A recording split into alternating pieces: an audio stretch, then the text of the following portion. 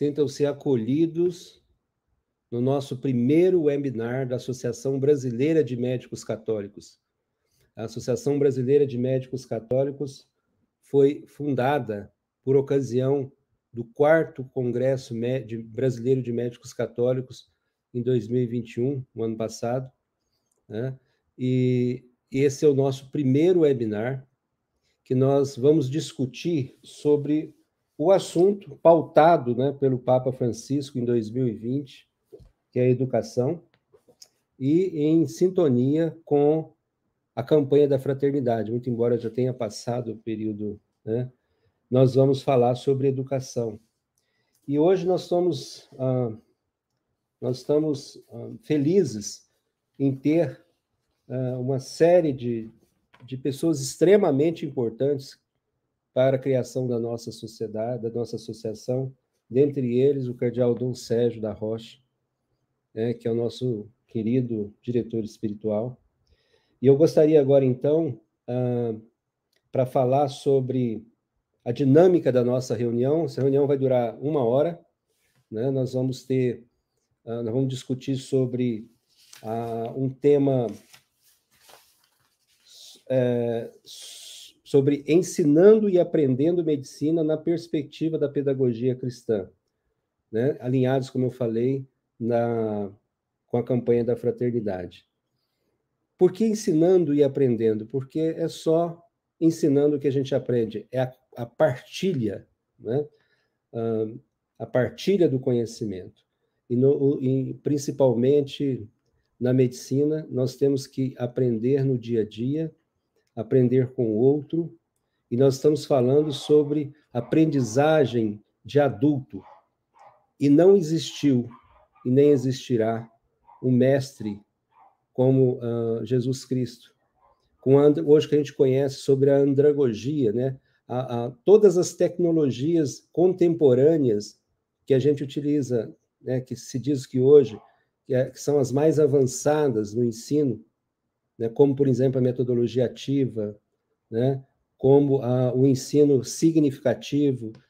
Todas essas situações Jesus já utilizou, né? na sua missão, nos ensinou. Então, nenhum mestre está mais atualizado em relação à educação, né, contemporânea como Jesus. Eu queria aqui chamar o nosso presidente, o presidente da Associação Brasileira, o Dr. Pedro Spinetti, Associação Brasileira de Médicos Católicos, para nos fazer as considerações iniciais. Dr. Pedro Spinetti.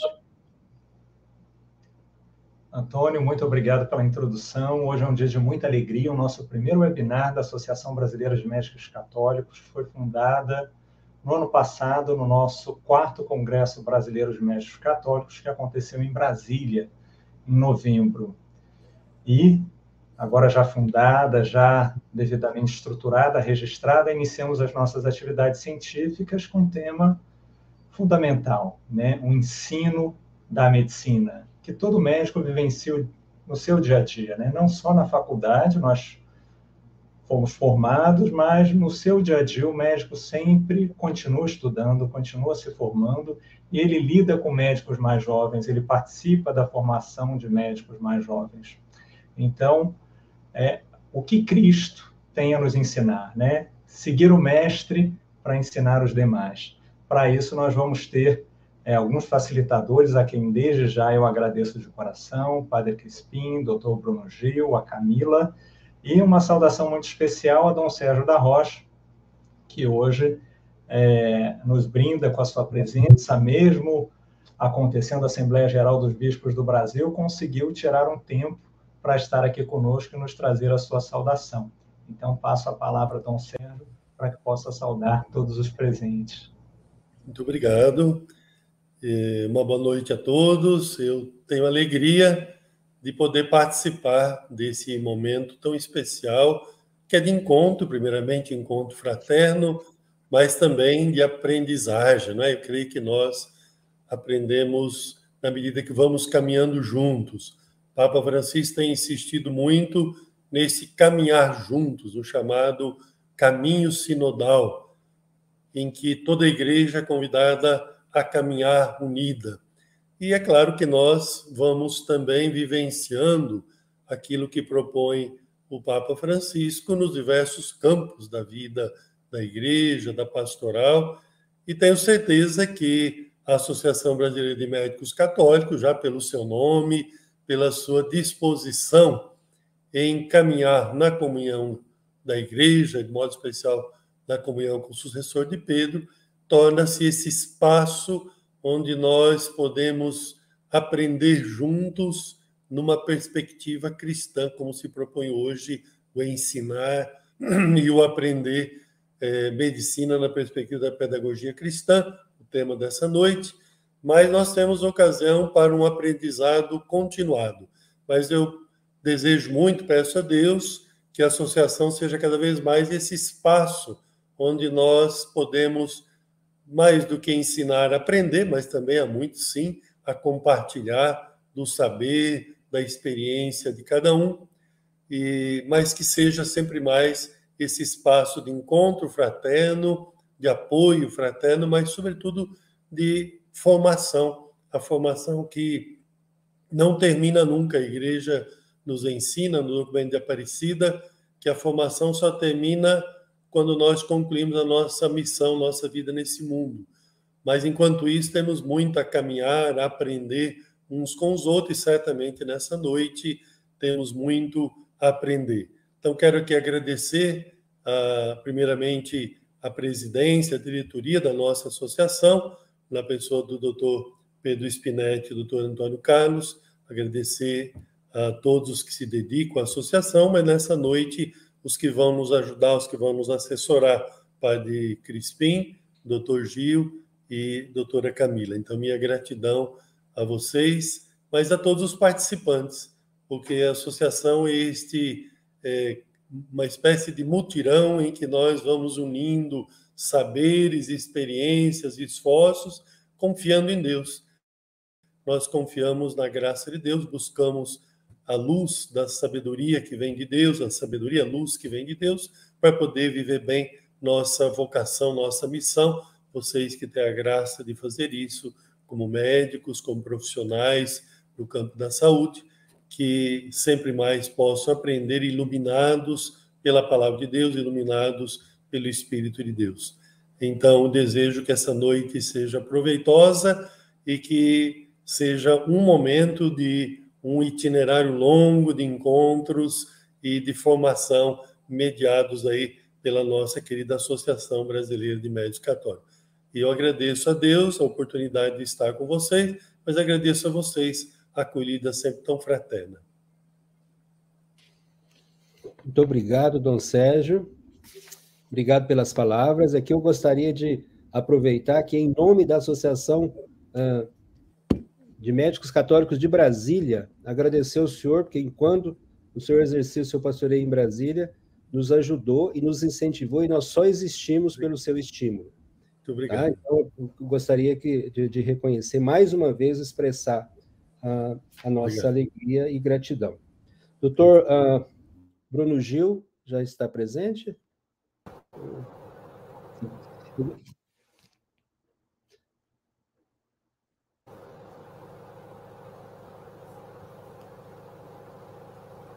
Doutor Bruno, muito bem. Gostaria, então, de apresentar o tão esperado, né? Doutor Bruno Gil, outro da Bahia, viu? É um colega médico, bacharel de Direito e teólogo e licenciado em Filosofia. Impressionante. Professor do curso de Medicina da Universidade Federal da Bahia, do Centro Universitário da UniFTC, ex-professor do curso de Medicina da Escola Baiana de Medicina e Saúde Pública, da Universidade de Salvador e Faculdade Estácio de Alagoinhas. Doutor Bruno, muito obrigado por ter aceitado o convite, tá?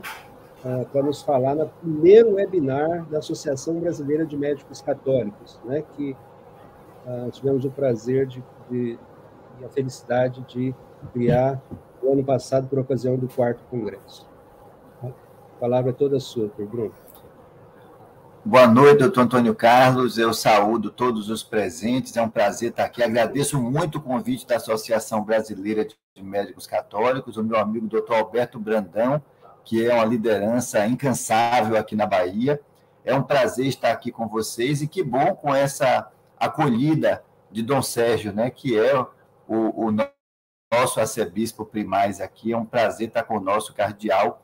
Como se dizia antigamente, eu continuo sustentando até hoje, é bom viver à sombra do báculo. Quando a gente tem um pastoreio firme assim, é tão bom ser ovelha, tem alguém que cuida da gente, que indica o caminho, que é uma coisa que nós médicos fazemos com os nossos pacientes, né? Eu friso sempre, estava falando isso para os meus alunos agora à tarde, o paciente vem para uma consulta, ele vem nos consultar. Então, o paciente, em primeiro lugar, é uma pessoa que tem dúvidas, que tem perguntas, que tem angústias. A primeira pergunta: doutor, o que é que eu tenho? Eu sinto que eu não estou normal, não estou me sentindo bem, eu não estou no meu normal, mas eu preciso de um nome para isso. O que é que eu estou sentindo? Qual é o nome dessa doença? E a segunda pergunta: o que é que eu faço, né, para melhorar, para voltar para a normalidade, para voltar para o conforto? O que é que eu tenho que fazer? Eu tenho que comer coisas diferentes do que eu tenho comido? Eu tenho que me abster de algum comportamento? Eu tenho que assumir algum comportamento novo? Eu preciso tomar alguma medicação? Eu preciso me submeter a uma cinesioterapia, psicoterapia, dietoterapia? Eu preciso me submeter a um procedimento cirúrgico? Então, esse papel que nós médicos temos na vida do paciente, que foi reduzido em alguns lugares a algo que eu diria que é um fetiche, né? O fetiche do papel. O bom médico é aquele que enche o paciente de papel. Algumas pessoas pensam que praticar medicina é fazer muitas requisições de exames. Quanto mais tecnologia você incorpora, melhor médico você é. Então, você acaba fazendo o paciente basicamente uma gincana, tem que cumprir várias tarefas, tem que ir em vários serviços auxiliares de diagnóstico, de terapêutica, né? E muitas vezes isso fragiliza e esvazia a relação paciente-médico, porque o paciente depositou sua confiança no médico, elegeu aquele profissional e busca que aquele profissional lhe traga o alívio, a cura, a satisfação, a retirada da dúvida, o esclarecimento. Mas parece que hoje muitos médicos entenderam que esse não é o papel deles e que eles precisam deixar que a tecnologia faça isso, incorporar muita tecnologia para a atuação médica. O que é que isso tem a ver com o ensino da medicina? Né? Dizem que quem sabe faz, quem não sabe ensina. Eu continuo praticando a medicina, mas é verdade que hoje me dedico muito mais ao ensino do que propriamente à prática médica. E foi lido o meu currículo aí, eu sou professor hoje de 2 escolas médicas, mas já fui professor de outras 3. Então, eu já estive em cenários bastante diferentes, em universidades, escolas e centros universitários, com filosofias pedagógicas bastante diferentes, e um funcionamento também muito diverso no que consiste tanto no financiamento, natureza pública ou privada, fins lucrativos ou não lucrativos. Então, já estive inserido em muitos modelos de ensino da medicina. E como já surgem alguns cabelos brancos, né, então já tem algumas comparações que eu posso fazer. Eu fui gestado como médico num modelo de ensino que a gente está lutando para que não exista mais, né? Um modelo de ensino muito mecânico, que eu faço sempre uma analogia com aquele filme da minha juventude, Karate Kid. O Daniel San ficou uma grande parte do filme lá com o Sr. Miyagi, cozinhando ele no fogo brando, né? Polindo o carro, pintando a cerca, e ele não entendia nada do que como aquilo ali ia ensinar ele a praticar o karatê, que é o que ele queria, a arte marcial. Só lá no fim do filme é que ele começa a perceber que aqueles movimentos que ele estava fazendo e se sentindo um empregado, explorado impiedosamente pelo nipônico, né, na verdade era treinamento, sim, já eram movimentos que ele ia empregar no karatê. Mais ou menos foi assim que eu aprendi medicina. Eu levei os primeiros 2 anos me sentindo um grande biólogo, né? Eu aprendia sobre estrutura humana, mas se me botasse na frente de uma pessoa, eu não ia saber transformar aquele conhecimento teórico em nada prático que pudesse atender a pessoa, que pudesse ajudar a pessoa. Eu sabia Se me colocavam na frente de um microscópio, eu sabia dizer se aquilo era fígado ou rim, mas não significa que eu sabia como é que o rim deveria funcionar, como é que o fígado deveria funcionar, e muito menos, caso estivesse funcionando mal, como é que eu ia perceber isso no meu paciente.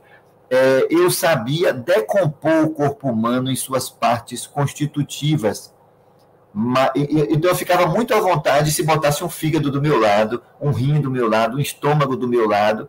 Agora, se botasse o ser humano inteiro, aí não funcionava direito, não. E por que não pode vir aos pedaços, né? Porque até então eu só tinha aprendido a me relacionar com partes do corpo humano, mas não com o ser humano na sua inteireza, na sua integralidade. Esse modelo de ensino da medicina, muito estereotipado, muito com escaninhos, gavetas, fases, né? Então, tem um ciclo básico de 4 semestres, depois um ciclo profissionalizante, que é quando você finalmente tem acesso a ambulatório, paciente, hospital, clínica, se veste de branco, pendura o estetoscópio no pescoço e começa a se sentir médico, com algumas atividades práticas, mas ainda bastante teoria, e depois o internato no 5º e no 6º ano, em que você, de fato, está no serviço, aprendendo na prática, a parte da teoria, já, claro que você continua estudando, mas aprender, sobretudo, fazendo a consulta, entrando no campo cirúrgico, manejando o equipamento, enfim. Essa maneira de ensinar medicina deixou de lado uma coisa muito importante, exatamente a humanidade, o ser humano. Transforma o paciente num organismo biológico que precisa estar em homeostase, em equilíbrio, mas que quando não está, isso é visto como uma anormalidade, como uma patologia, como um desvio que precisa ser corrigido, biologicamente falando. Então, eu preciso melhorar a função daquela enzima sobre o substrato. Eu preciso acoplar alguma coisa num receptor de membrana. E tudo isso muito funcional, e a medicina incorporou tecnologias importantes ao longo dos séculos XIX e, sobretudo, XX. Então, de fato, nós começamos a ser bastante resolutivos do ponto de vista de consertar os defeitos da máquina, né? Se o ser humano é um mecanismo, se o corpo humano pode ser decomposto em engrenagens e partes, então eu posso ser o especialista no radiador, que eu estou chamando de pulmão. Eu posso ser especialista no carburador, que eu estou chamando de pâncreas. Eu posso ser o especialista na bomba de combustível, que eu estou chamando de estômago, e por aí vai. Então, essa forma mecanicista de praticar a medicina e ensinar a medicina criou uma geração, várias gerações, aliás, de médicos muito eficazes em encontrar problemas orgânicos e endereçar o mecanismo terapêutico. Mas trouxe muita violência, trouxe muito distanciamento, trouxe muito desapego à relação paciente-médico. Tem um teórico baiano do direito médico que não gosta de falar relação médico-paciente. Ele prefere relação paciente-médico. E eu dou razão a ele, porque é o paciente que toma a iniciativa de procurar o médico. Então, ele é o protagonista. E é o problema dele que está sendo ali discutido e deverá ser resolvido. Então, eu gosto muito dessa inversão da expressão mais comum. Então, colocar o paciente no centro e perceber que o médico é quem está a serviço do paciente para resolver o problema do paciente. Mas médicos que foram treinados, formados, talvez deformados, no mesmo berço de onde eu vim, tendiam a ter dificuldade de se relacionar com o ser humano na sua inteireza. E a universidade, né, o ensino superior, tem a ilusão de que vai resolver tudo criando disciplinas novas. Então, criaram-se disciplinas de ética, humanidades, humanismo, eixos ético-humanísticos. Em cada lugar se criou uma terminologia diferente, em que você cria um componente curricular ou cria uma sequência de componentes curriculares que tem como programa, tem como conteúdo programático ética, deontologia, axiologia, moral, valores e muitos componentes antropológicos, culturais, sociológicos, filosóficos. Hoje, por exemplo, à tarde, eu estava falando sobre terminalidade da vida, falando sobre eutanásia ativa, que no Brasil é homicídio, falando sobre eutanásia passiva, que no Brasil precisou se chamar ortotanásia para tirar o ranço da expressão que não era bem digerida, falando de distanásia e obstinação terapêutica. Para falar sobre esse assunto, eu fui lá na cultura helênica. Eu falei sobre mitos de deuses olimpianos, né? Falei da posição da Igreja Católica Apostólica Romana também. Falei de vários aportes culturais sobre como a morte faz parte da vida. A finitude da vida terrena é uma característica própria da natureza humana. Não é próprio dos seres humanos a imortalidade no mundo, a imortalidade corpórea. Dependendo da doutrina religiosa que a pessoa abraça, pode-se pensar numa imortalidade espiritual, numa imortalidade da alma, quando se transcende. E é o que acontece com a nossa doutrina religiosa, né? Então, esse tipo de coisa dificilmente entraria no curso de medicina que eu fiz, de 1994 a 1999. E dificilmente entra apenas porque você criou uma disciplina, né? Bom, vocês já perceberam que, de fato, a minha profissão é estudante, né?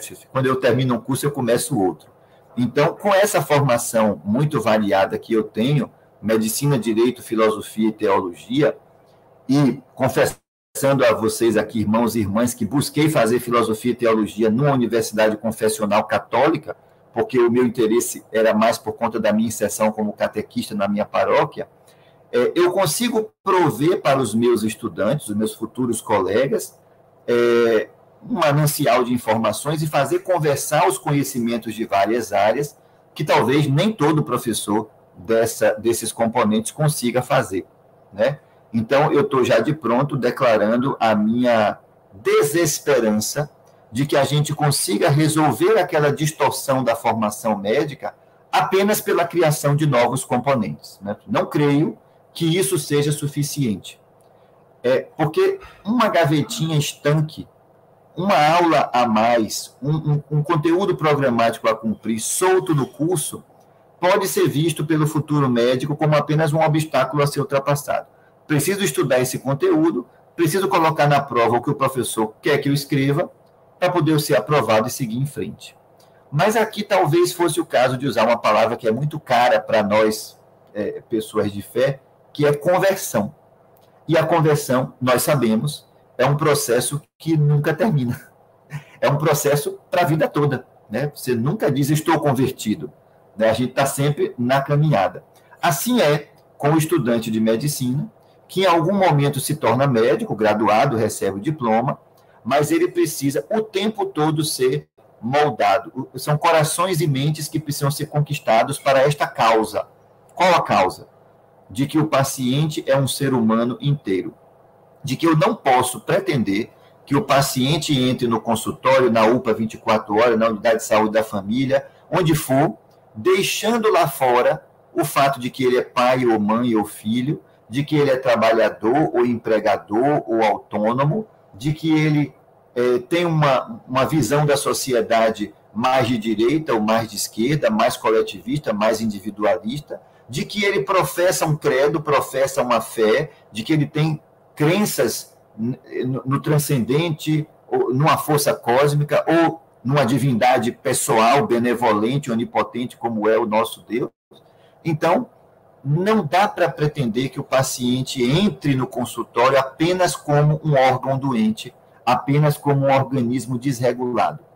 Fatalmente, ele vai entrar em interação com o médico, trazendo toda a sua complexidade humana, trazendo tudo o que ele é numa família, numa força de trabalho, numa comunidade próxima, numa sociedade mais complexa, numa igreja, como é o nosso caso, e tudo isso vai, talvez não seja contaminar, porque contaminar dá uma ideia de algo ruim que deve ser evitado, mas tudo isso vai se espraiar pela relação paciente-médico. Que bom que hoje eu já posso ensinar para os nossos futuros colegas que existem, inclusive, roteiros de anamnese sobre espiritualidade em saúde. Não precisa inventar roda. eu já entrego a tecnologia pronta e validada. Roteiros diferentes, porque não tem só uma ferramenta, para que o nosso médico possa perguntar ao paciente quais são as visões de mundo que ele tem, quais são suas crenças, se ele tem uma liderança espiritual, tem um ministro de confissão religiosa. Quantas vezes até o paciente não entende bem a doutrina que ele próprio professa e diz para o médico que não pode fazer certas coisas. Então, parece que há um dilema, parece que há uma bola dividida entre a ciência e a fé. Isso é uma coisa que eu acho que é muito rara, é muito inventada. E, na verdade, uma conversa com a liderança espiritual, e o paciente perceberia que não, que o dogma que ele crê não impede que ele faça aquela dieta ou aquele regime de exercícios, ou que ele pratique uma certa atividade que o médico pediu, ou que ele tome um medicamento, né? Em muitos rebanhos, e o nosso não é exceção, às vezes há um conhecimento muito raso sobre o que é dogmático, o que é doutrinário, o que é direito natural, o que é direito eclesiástico, o que é direito divino, e as pessoas, às vezes, se impõem cargas muito pesadas, que não é a igreja que está impondo, e muito menos o Redentor. Então, que bom quando o médico consegue incorporar ao seu arsenal, à sua tecnologia, além da tomografia por emissão de positrons, também um roteiro de anamnese que não deixa de fora a espiritualidade do paciente. Que bom quando, além de poder proporcionar um transplante de órgãos e tecidos, o médico também pode oferecer para o seu paciente um processo de consentimento informado em que ele vai exercer, de fato, a autonomia. Não é a assinatura de um termo de consentimento informado, não é reduzir a um papel, mas é um processo, relação humana, negociada, pactuada, desenvolvida, amadurecida na longitudinalidade de uma relação médico-paciente. Então, eu saúdo, eu comemoro esse tempo que nós estamos vivendo hoje. Tem muito para fazer ainda, mas de onde eu saí como estudante, de 94 a 99, e onde eu já consegui chegar hoje como professor das gerações do futuro, eu tenho visto o ensino da medicina incorporando esse cabedal antropológico, cultural, que é também religioso e que permite que nós prestemos aos nossos pacientes de hoje e de amanhã uma atenção verdadeiramente humana, que não vê apenas um órgão defeituoso, mas vê um irmão, vê um semelhante, vê uma pessoa íntegra. E eu digo para vocês que essa maneira de ensinar medicina, me parece, respeita muito, inclusive, a antropologia católica, né? A nossa maneira de conhecer e respeitar a natureza humana é muito mais fácil de ser incorporada e respeitada quando se ensina a medicina dessa maneira. Que bom que estamos vivendo esse tempo. Obrigado pela atenção, gente. Muito obrigado, doutor Bruno. Se você puder ficar por aí, que aí depois da fala do padre Crispim, da Camila, doutora Camila, nós podemos abrir para uma discussão. Agora eu gostaria de apresentar o doutor Padre Crispim Guimarães. O doutor Padre é o assessor da Comissão de Família, Vida e Família da CNBB. O microfone do senhor está desligado, padre. Vida e Família. Vida e Família da CNBB, em especial, né, o Padre Crispim que nos acolheu no endereço oficial da nossa Associação Brasileira de Médicos Católicos, na CNBB, né, na Secretaria da Pastoral Familiar. Secretaria da Pastoral Familiar. Então, é com muito prazer que eu gostaria de convidá-lo para nos falar sobre esse tema, né, que caminha junto com as recomendações do Papa Francisco, né, do Pacto Global da Educação, né, e sinalizado pela CNBB na campanha da fraternidade. Muito obrigado. 15 minutos, por favor. Obrigado. Primeiro, agradecer o convite, manifestar que, obviamente, a linguagem, né, da medicina não é a minha praia, então, o que lhes falo aqui agora, a partir de agora, é com muita simplicidade e até a partir das experiências com amigos médicos. E, obviamente, iluminado aqui pelo texto da campanha da fraternidade, que eu acho que pode nos ajudar a, seguindo esta lógica do Dr. Bruno a compreender também a ciência, né, e em especial a ciência médica, como um espaço realmente de ensino e aprendizado. Né? Então, o texto da campanha da fraternidade, ele lembra que educar é eminentemente uma ação humana, mas também é uma ação divina. E aí nós podemos pensar no homem, Deus, né? Jesus, aquele que encarna a dimensão divina e esta dimensão humana, né? As naturezas divina e humana. Portanto, o vosso título, Ensinando e Aprendendo Medicina na Perspectiva Cristã. O livro de Eclesiástico, Sirácidas, como diz a tradução da CNBB, no capítulo 38, versículo 1, diz: honra o médico porque ele é necessário. Foi o Altíssimo que o criou. Usa exatamente a pessoa do médico, nem fala da medicina, né? Vai diretamente no médico. Veja que estamos falando da sabedoria de Deus, que se relaciona a partir da profissão médica e daqueles que a exercem de maneira tão especial. E partindo do mesmo capítulo, no versículo 3, se fala que a instrução do médico lhe permite andar de cabeça erguida. Instrução aí, lembrando, como esta realidade formal, né? Como a habilidade, o treinamento. Portanto, se a campanha da fraternidade, os senhores salientam aqui os dois verbos, ensinar e aprender, traz essa perspectiva, o texto bíblico, que agora acabei de usar, fala também do terceiro verbo, instruir. Como concretizar esses três verbos na dimensão da medicina? Obviamente, não deveria ser eu a falar, mas os próprios médicos e médicas. Mas, tomando aqui o texto da campanha da fraternidade, que traz algumas realidades peculiares, que se aplica aos diversos campos do saber e do agir, também à ciência médica. Porque os senhores e as senhoras, médicos e médicas, são, antes e por primeiro, pessoas. E porque a medicina tem como objetivo, penso eu, olhar a saúde da pessoa, mais do que a doença. Eu trago aqui uma situação concreta, pessoal, né? Esses dias, o doutor Antônio Carlos sabe que eu precisei procurar alguns médicos, né? Mas durante esse ano, de uma forma muito especial, porque tive algumas questões que me levaram a isso. Mas 3 médicos, não foi o doutor Antônio Carlos, porque já é uma situação especial, pela amizade e também pela própria associação, que nos deixa mais próximos. Mas, nesse trabalho de procurar, né, a saúde, no contato com alguns médicos, 3 me chamaram a atenção, especialmente pelo aspecto da empatia, porque a empatia é esta capacidade de entrar na pele do outro, de sentir com o outro. Esses 3 médicos, depois conversando, me deu a impressão que, de fato, são pessoas religiosas, ligadas ao cristianismo, me chamaram a atenção pela capacidade de escuta. Não era uma escuta somente da doença que eu manifestava, da minha preocupação. Eles procuravam entender, né, a realidade de forma mais profunda.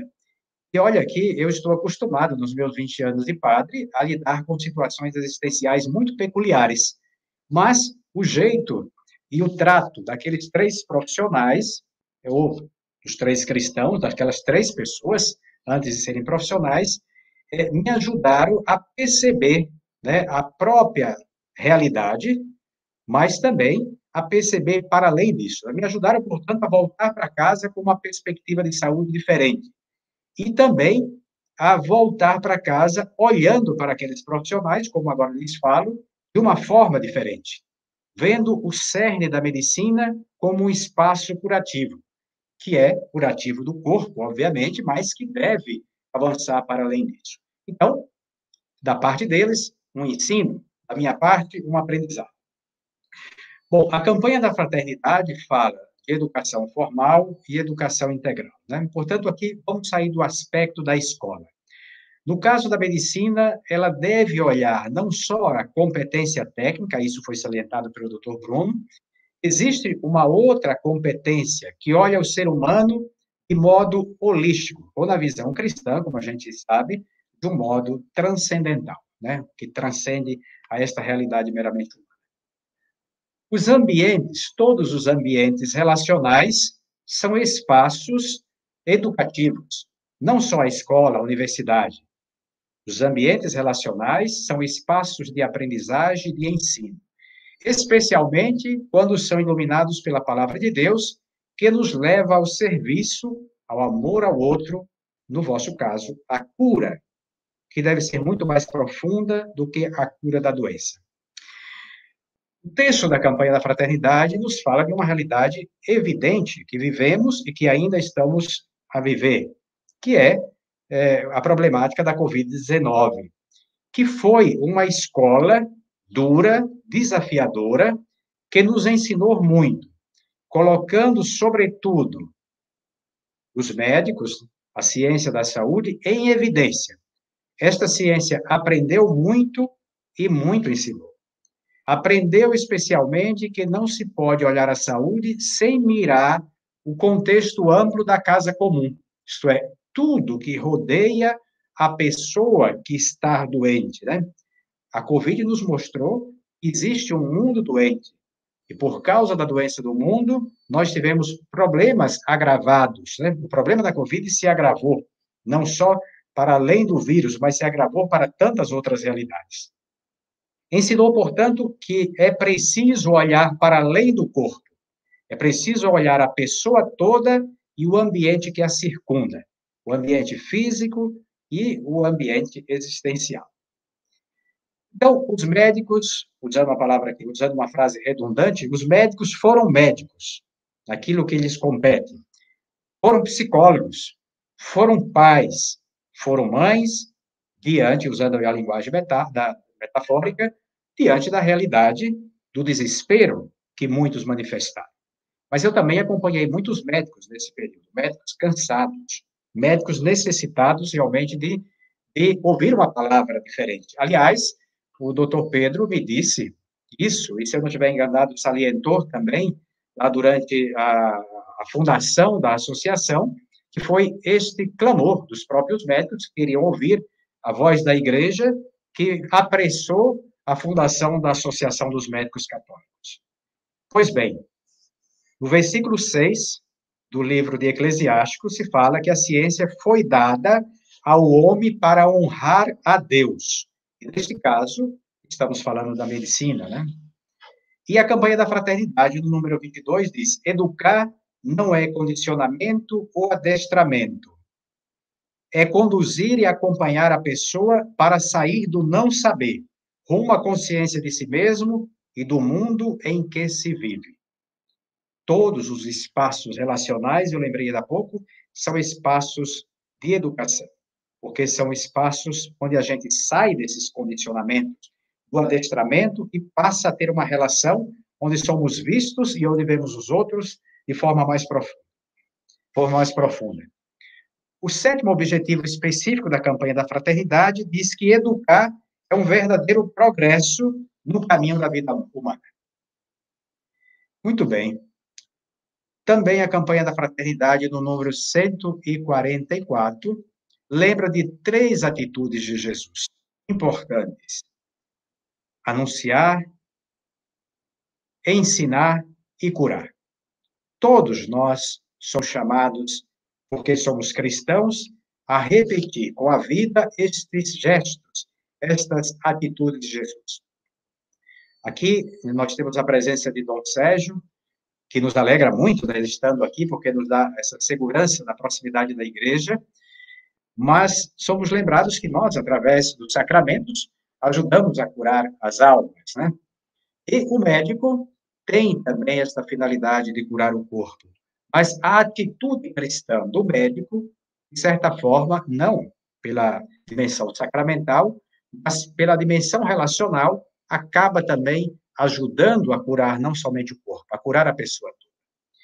Por isso, é importante lembrar que Jesus ensina com autoridade, mas essa autoridade de Jesus é uma autoridade diferente, que se dá com o testemunho, com as relações que ele estabelece nos diversos ambientes onde entrou, né?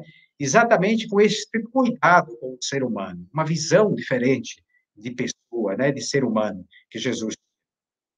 Agora, é interessante lembrar também que Jesus aprendeu com seus pais, né? Durante o lançamento do ano de São José, foi lançado um livro mundialmente, aqui no Brasil, pela CNBB, que se fala exatamente da figura de São José, e ali se destaca como Jesus, na relação com as mulheres, aprendeu da relação que José tinha com Maria. Como a sua abertura para os povos, aprendeu de José, que tinha clientes na sua carpintaria de diversas partes, né? Portanto, da cultura helênica, da cultura romana e da própria cultura judaica. Por isso, essa abertura de Jesus para ver, né, a todos de uma maneira diferente. Jesus aprendeu com aqueles que estavam nas periferias, isto é, com os sofrimentos. Um texto emblemático de Mateus, de Jesus, em Mateus 15, 29 e 39, fala daquela passagem em que Jesus tem um diálogo com a mulher cananeia, portanto pagã, sobre a sua filha que estava doente, e ela queria que Jesus agisse para curar a sua filha, né, para lhe restabelecer a saúde. E Jesus lembra que não é justo deixar as migalhas, né, cair, né, dar as migalhas, né, porque pensava ele ali nos judeus, anunciar primeiro aos judeus. E a mulher diz, olha, também os cachorrinhos merecem as migalhas. E Jesus reconhece a fé daquela mulher e age para o bem da sua filha. Vai além da dimensão do seu povo judeu, e agora age também para os pagãos. Já aprende também com esses apelos que vêm das pessoas. E Jesus ensinava também. Ensinava nas sinagogas, sentado no chão, à beira-mar, na barca, e fazia isso, não somente com palavras, fazia com atitudes. Muito bem. Este exemplo de Jesus, para todos nós que somos cristãos, ou estes exemplos, são singulares, porque nos ajudam, portanto, a abrir um leque para olhar como nós podemos aprender, ensinar, né? Penso aqui, o médico, onde aprende medicina, né? Imediatamente a gente vai pensar na universidade.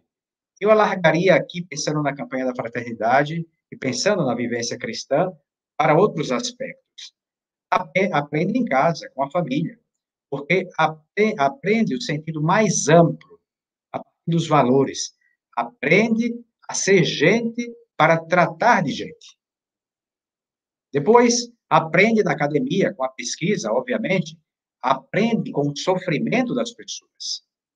Onde ensina?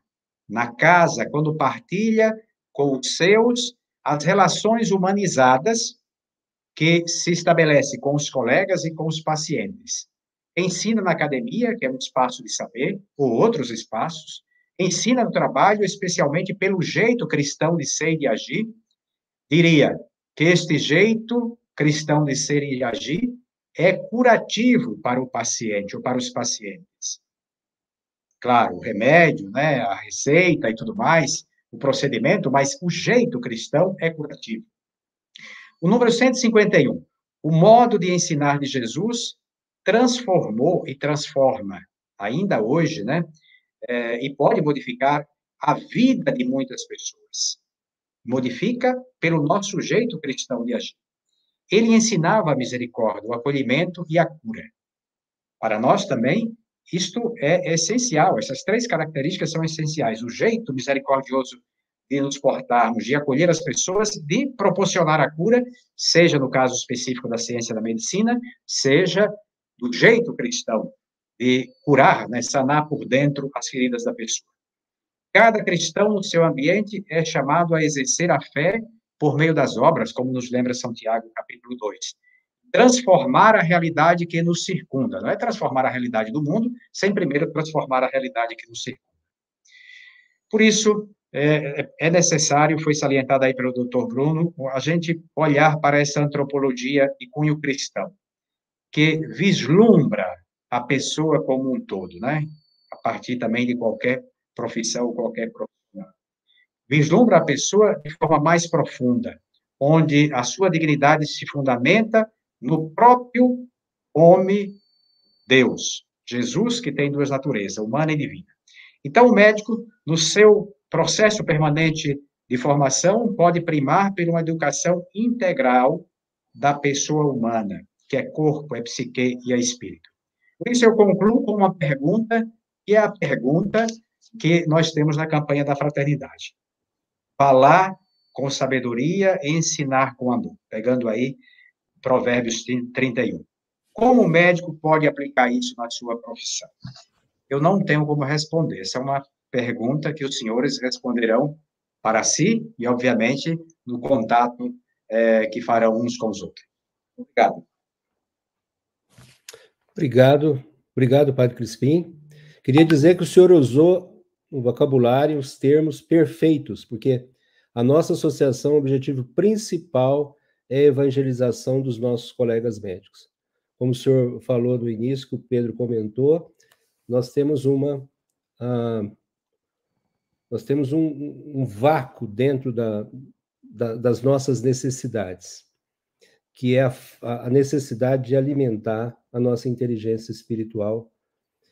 E vivemos um grande paradoxo. Nós temos 46% dos médicos estão em burnout, estão em sofrimento. Então, tudo que está acontecendo hoje é uma grande graça, como a Camila disse no início. E, a propósito, eu gostaria de chamar a doutora Camila Rodrigues, que eu a conheço desde estudante, membro da Associação de Médicos Católicos de Brasília, e ela coordena um grupo de médicos e estudantes católicos, chamado de Medical. A Camila representa os estudantes e o futuro da nossa associação e das nossas associações. E o jeito de ensinar de Cristo, a propósito, Camila, eu vou jogar uma bolinha com você, tá? Porque eu sou professor há 1/4 de século. Eu sou professor da Universidade Católica de Brasília, uma confessional, mas fui por 8 anos coordenador e professor de uma escola em metodologia ativa pura. Quando a gente fala em metodologia ativa pura, nós estamos falando de uma mudança radical do processo de ensino-aprendizagem e de tecnologias centrada no professor e no autoritarismo, né? Uma mudança radical para ser centrada no estudante, no aprendiz, né? E respeitando as formas com que o adulto aprende, em pequenos grupos e com a capacidade de resolver problemas. Esse curso que eu coordenei na ESC, que até hoje é em PBL puro, em Problem Learning, aprendizagem baseada em problemas puros. Em cada dia que eu estudava, que eu me aprofundava em metodologia ativa como coordenador, eu falei assim, o maior ensinamento, o maior ensinador, o maior mestre em metodologia ativa, tudo isso que a gente está fazendo aqui, Jesus já fazia. Ele ensinou em pequenos grupos, ele ensinava em parábolas, em problemas. Impressionante. 2000 anos depois que a gente resolveu redescobrir a roda. E os grandes educadores, né, contemporâneos, nada mais do que são pessoas que repetem a pedagogia de Jesus.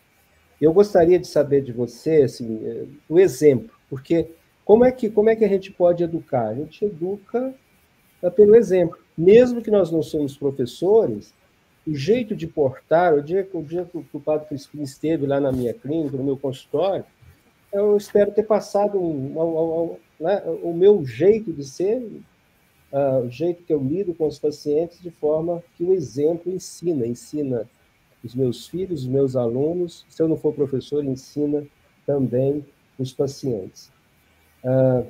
Pedro, você pode projetar, eu queria perguntar para você, Camila, quais foram os desafios que você encontra? Hoje a Camila, ela é residente, né, de medicina, residente de medicina de família e comunidade aqui em Brasília.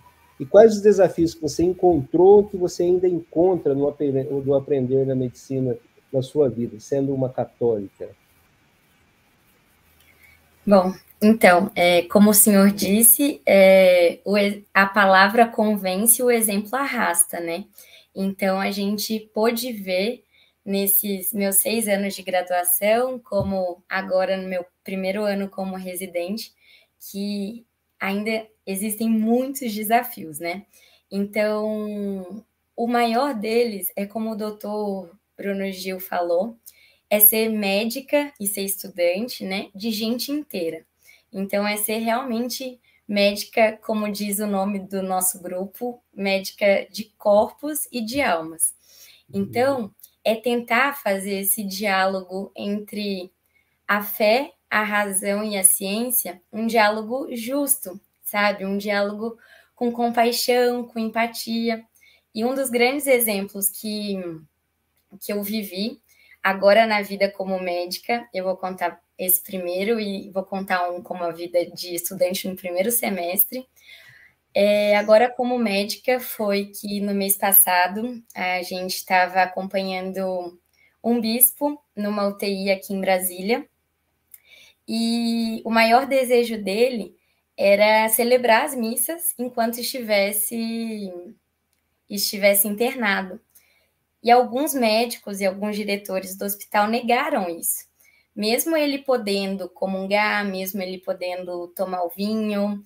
E a gente teve que fazer uma reunião com a equipe diretiva do hospital, explicando que aquilo para ele era um verdadeiro remédio. Então, foi uma participação muito bacana. Eu sou uma médica recém-formada, mas que diante disso tudo eu tive voz para explicar que aquilo para ele era o verdadeiro remédio. Então, ele realizou esses desejos antes de falecer, celebrou missa e esteve ali o tempo todo com seus seminaristas, com seus padres, com seus amigos, com a sua família, dessa forma humana. E esse foi um exemplo muito, muito bacana assim, que eu vivenciei agora. E um dos exemplos muito, muito interessantes foi no meu primeiro semestre, que eu comecei a participar desse grupo que hoje eu coordeno, e é um grupo que faz missões humanitárias pelas comunidades carentes aqui do DF, do entorno. E eu chegava para um dos médicos coordenadores e perguntava, mas como que eu, do primeiro semestre, vou ajudar aquela pessoa? Eu não sei prescrever nenhuma dipirona, eu não sei fazer nada. E ele falava, vai, Camilinha, vai, porque você só precisa ouvi-la. Aí eu, sem acreditar, não é possível. E muitas vezes, as maiores demandas dessa população carente socialmente era uma carência espiritual. Então, realmente, só de eu ficar ali, escutando ela contar dos seus problemas, para depois ela me agradecer e falar, doutora, mas nunca nenhuma médica me escutou assim durante tanto tempo, muito obrigada. E eu só estava no primeiro semestre de medicina, então é algo que eu gosto de repassar muito para os jovens, para os estudantes, que a gente realmente faz essa diferença com a nossa escuta, com o nosso empenho, com o nosso olhar, porque é o Cristo no próprio doente ali, na própria doença, né? Então, isso faz toda a diferença. E Camila, aí vem, qual que é a importância da sua formação como cristã, como católica, em relação aos ensinamentos de Cristo, né, como mestre, nos teus estudos de medicina? O que você sofreu, o que você pôde ajudar, né? Que é sempre isso. Então, diante do curso de medicina, acaba sendo muito, muito difícil, mas a gente não pode desistir, né? E assim, vários temas são levantados, como aborto, modificação genética, questões de bioética, anticoncepcional, DIU. Então, a gente sempre fica muito à frente desses temas e como a gente vai reagir diante disso. E Cristo nos ensina, por meio de suas parábolas, sempre com muito amor e com muita prudência e com muita paciência. Então, foi algo que eu aprendi nesses anos, que às vezes a gente quer bater de frente ou questionar e tudo, mas se a gente realmente tiver toda a sabedoria, tiver toda a ciência que Deus nos colocou para pesquisar, para fazer essa busca ativa de conhecimento, eu também sou formada numa faculdade de PBL, então isso fez eu correr atrás de muitas coisas, né? E não só o professor me colocando na cabeça, mas eu podendo levar na problematização a minha visão. Então, acaba que ficaram discussões muito ricas, né? Então, o próprio Cristo nos ensina isso, assim, siga firme e trate com amor, assim, o caminho não vai ser fácil, mas a gente vai estar segurando essa cruz juntos, e esse fortalecimento da Associação Médica Católica, que, por exemplo, no meu primeiro semestre ainda não estava tão bem definida, né? Agora eu vejo que, assim, nossa, os meninos vão ter um super apoio dessas questões, sabe? Então, eu acho que a gente tem tudo para crescer juntos. Muito obrigado, Camila. Nós estamos nos momentos finais. Eu gostaria de ouvir, por 1 minuto, o doutor Bruno Gil e, em seguida, o padre Crispim, porque eu achei fantástico essa colocação, um falando do ponto de vista do ensinar a aprender como médico e outra perspectiva da campanha da fraternidade, né? Como casaram as coisas. Doutor Bruno, o que Jesus, o que o Redentor teria hoje a nos dizer como aprender e ensinar medicina a 360 graus? Doutor Antônio Carlos, aí eu vou recorrer a uma campanha da fraternidade mais para trás, né? Que esse olhar compassivo, você olhar quem está na dificuldade e se apiedar, se compadecer, esse exercício da alteridade em nível macro, né? Quer dizer, não é só porque minha profissão é meu compromisso, porque tem um código de ética para cumprir ou porque eu estou sendo remunerado, mas ali é um semelhante, desejado por Deus, feito à sua imagem e semelhança, como eu sou também, com uma dignidade que é inerente. E aí eu queria dividir essa compaixão em duas. O médico para com o paciente, o professor para com o estudante. O estudante é aquele que ainda não sabe, pelo menos não aquele programa, ainda não está, mas já traz muita coisa consigo, né? E que bom que hoje a gente não acha que o aluno é alguém que chega desprovido de... Não, ele também é partícipe, é copartícipe do próprio processo de aprendizagem. Então, eu acredito que o Redentor hoje continuaria nos ensinando o que já nos ensinou mais de 2000 anos atrás, que é preciso ter compaixão pelo outro, é preciso ter esse compromisso genuíno de que eu preciso, é uma obrigação de que não dá para fugir. Quando eu estou como médico diante do paciente, quando eu estou como professor diante do aprendiz, esse é um compromisso inarredável, né? E que faz parte do próprio reconhecimento da natureza humana do outro. Tudo bem. Padre Crispim, quer falar? Eu queria trazer aqui que alguém salientou sobre as dicas para manter essa proximidade e fortalecer aí os estudantes, né, ou talvez os médicos. Eu diria o seguinte, né, nós vivemos numa sociedade do anonimato, embora a gente se exponha tanto, né? Se esse material ficar aqui no YouTube, nós podemos ter milhões de acessos, né? A gente se expõe muito, mas isso não significa que a gente saia do anonimato. A sociedade individualista, ela põe as pessoas exatamente nesta condição. Porque, às vezes, elas mascaram, né, e não tem a possibilidade, aí no conceito grego, de máscara, que é esconder, né, aquilo que de fato são ou aquilo que passam naquele momento. Então, acho que a gente precisa criar, assim, ambientes de diálogo verdadeiro, sobretudo para os médicos novos, para todos, né? Ambientes de esperança, de amizade, e aqui lembrando que a amizade é um dom de Deus, não é uma escolha minha, né? Eu só tenho verdadeiros amigos se Deus escolheu para mim, né? Caso contrário, não é amigo, é colega. E aí, esses espaços que devem criar vínculos, ou, se a gente quiser, na linguagem eclesial, criar comunidade. Jesus criou um grupo que tinha vínculo, que era uma comunidade. Era um vínculo com ele e um vínculo entre si. As associações ou os espaços em outros ambientes, na própria universidade ou nos hospitais, que deem aos médicos, né, sobretudo aos jovens e também aos estudantes, esta possibilidade de olhar o mundo com esperança a partir do seu próprio ser e da perspectiva da medicina aí na linha realmente de olhar sempre a saúde da pessoa. E eu acho que é interessante a gente trazer essa perspectiva, porque o Papa João Paulo II, na encíclica Redentor do Homem, número 10, ele lembrava que nós devemos tomar cuidado, porque quando essas coisas não estão vinculadas, né, a amizade, a esperança, o diálogo verdadeiro, esses ambientes onde realmente a gente pode fazer uma experiência profunda do ser humano que se encontra com o transcendente, a própria ciência se volta contra o próprio ser humano. Né? Agora, pensemos na guerra, que está em evidência. Né?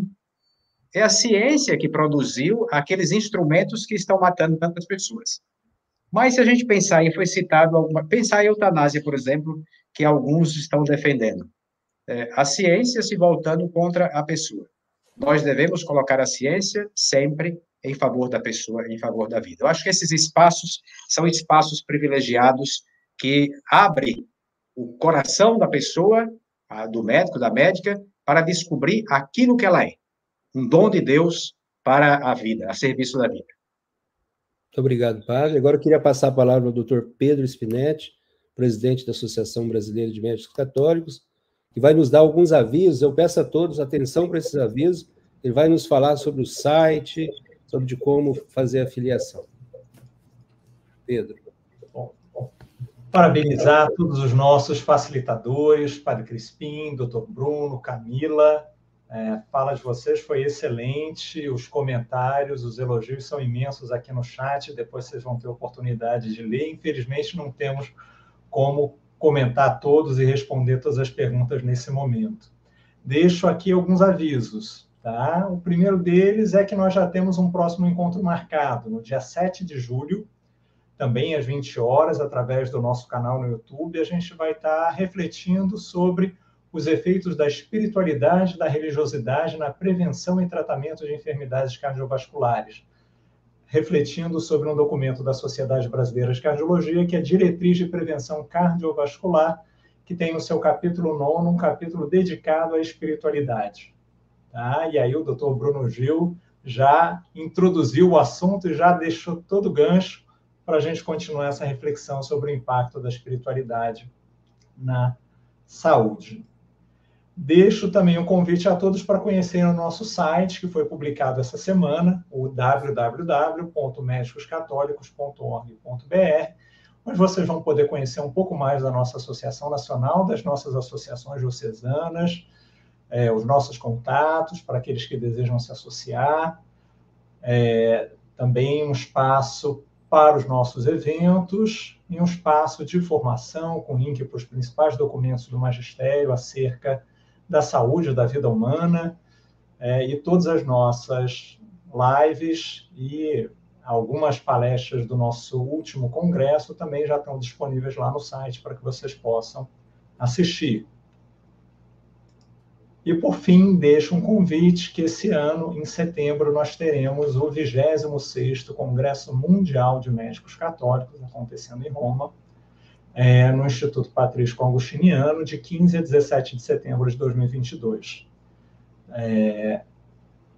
No último encontro que aconteceu na Croácia, éramos 4 brasileiros, e a gente espera esse ano, com a nossa associação, levar um grupo bem maior. A gente sabe que as dificuldades econômicas e algumas restrições ainda pela pandemia, mas as coisas estão tranquilizando e acho que vai ser possível irmos com um grupo maior. Nós não estamos organizando um pacote de viagem para esse evento, mas nós temos um grupo em que todos aqueles interessados em participar, a gente está reunindo para a gente trocar informações sobre hospedagem e dicas sobre o evento, e vamos ter um encontro específico para aqueles que desejam participar. Então, vocês podem